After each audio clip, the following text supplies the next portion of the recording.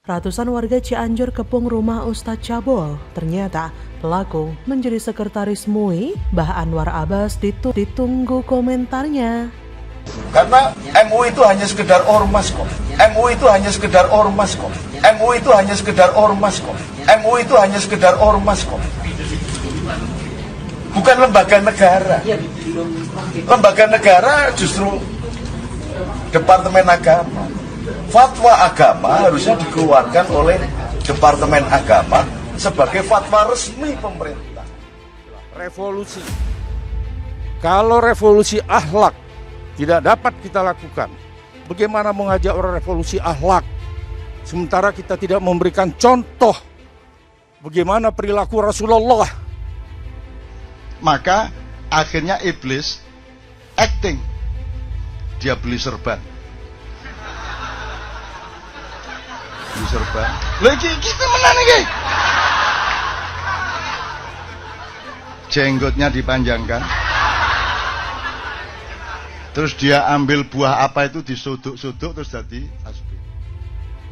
Sebanyak 100 warga sempat mengepung rumah SA 30 tahun Ustadz Cabul yang menggerayangi dan mencaboli para santriwatinya. Kepala Desa Sukaloyo Uher Suherman mengatakan bahwa aksi tersebut berhasil diredam setelah aparat desa Babinsa dan Babinmas menjamin sang Ustadz akan diproses sesuai dengan hukum yang berlaku.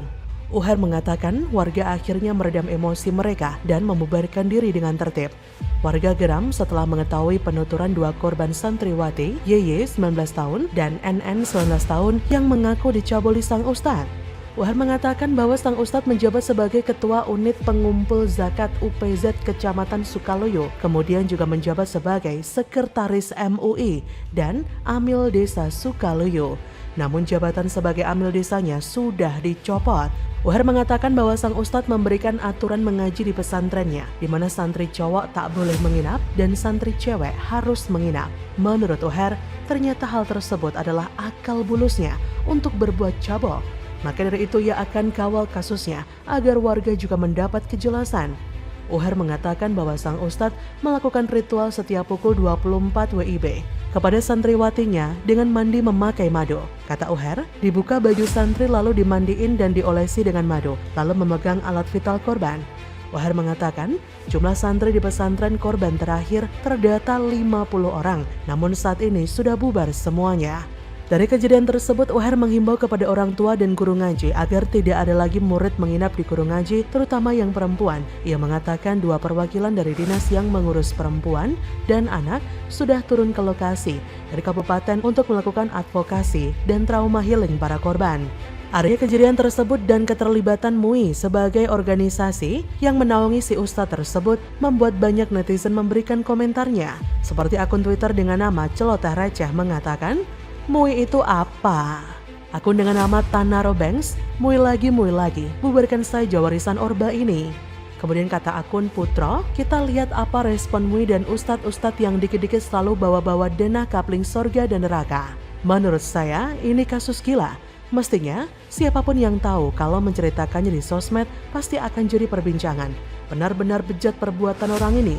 Kalau kita perhatikan semakin kesini, berita semacam ini semakin sering. Beberapa waktu lalu bahkan anak seorang kiai di Jombang melakukan hal yang serupa dan lebih parah. Modus memberikan ilmu agama serta menginap di rumah ustadz tersebut rupanya dijadikan tempat pencabulan.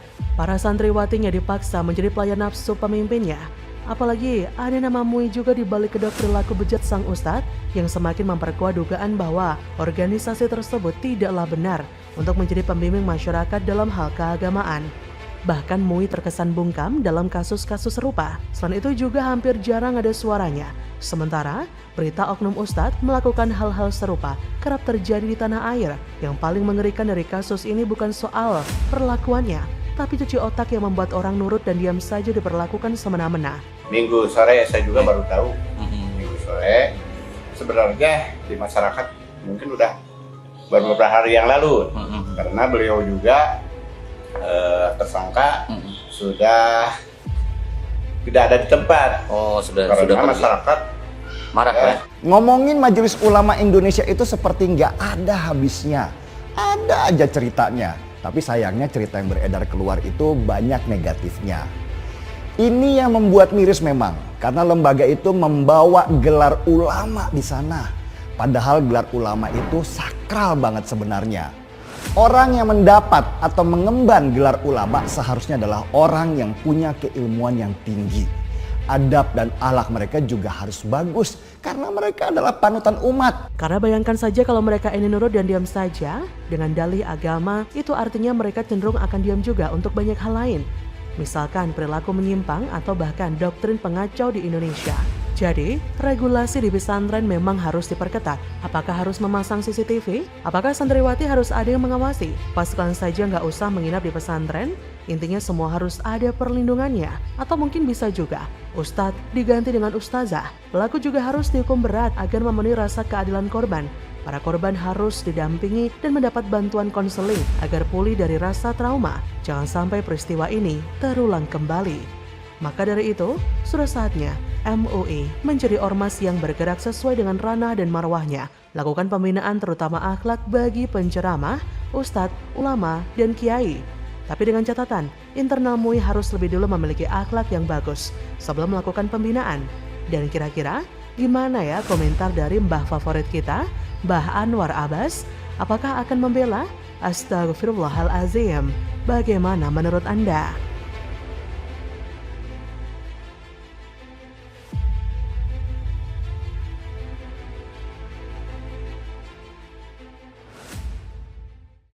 Waduh, terbongkar ACT sering kerjasama dengan Anies Baswedan atau Pemprov DKI. Uang donasi dibuat poligami, hidup mewah, jualan ayat. Dan ketika dia berpoligami, nikah lagi yang ketiga gitu ya. Mungkin ini barang bagus gitu. Ya kalau buat nenek-nenek, buat masyarakat kecil, ya cukuplah 30 juta bangunin gubuk selesai gitu. Atau bangunin rumah kecil 60 juta juga udah bagus buat mereka. Tapi ini kan perlu perhatian yang lebih. Istri ketiga butuh donasi gitu. Ya mungkin barangnya barang bagus, istimewa, limited edition. Apalagi ada iming-iming kata surga, Tuhan, dan segala macam janji di akhirat, termasuk juga menyebar ayat supaya orang tergerak dan harus menyumbangkan sebagian hartanya. Pemerintah Provinsi DKI Jakarta sering bekerja sama dengan Lembaga Kemanusiaan Aksi Cepat Tanggap atau ACT yang kini ditengarai menggunakan dana umat untuk kepentingan pribadi para petingginya. Menanggapi hal itu, Wakil Gubernur DKI Jakarta Ahmad Riza Patria mengatakan baru mengetahui informasi mengenai masalah tersebut.